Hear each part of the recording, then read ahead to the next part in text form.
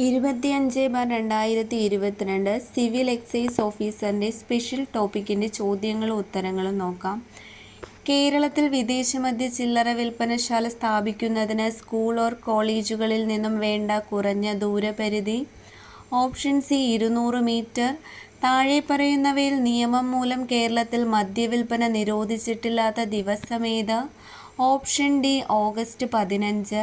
പൊതുസ്ഥലത്തെ പുകവലി നിരോധിച്ചിരിക്കുന്നത് COTP ആക്ടിലെ ഏതു വകുപ്പ് പ്രകാരം?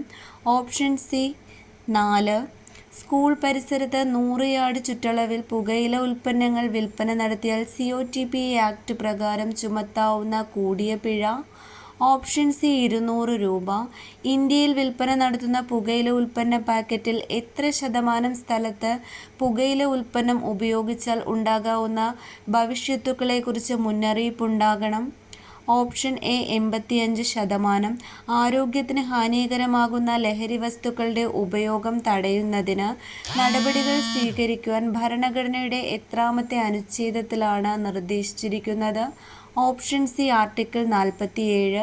ലഹരിവിരുദ്ധ ക്യാമ്പയിൻ വിമുക്തി മിഷന്റെ governing body chairman? Option A മുഖ്യമന്ത്രി. കേരളത്തിൽ മദ്യ ഉപയോഗം അനുവദിച്ചിരിക്കുന്നത് എത്ര വയസ്സ് മുതലാണ്? Option B 23. IT ആക്ട് 2000 പ്രകാരം സൈബർ തീവ്രവാദത്തിനുള്ള പരമാവധി തടവു ശിക്ഷ എത്രയാണ്? ഓപ്ഷൻ എ ജീവപര്യന്തം തടവ്.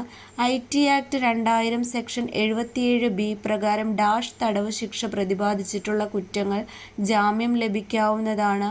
ഓപ്ഷൻ ഡി മുകളിൽ പറഞ്ഞതൊന്നുമല്ല.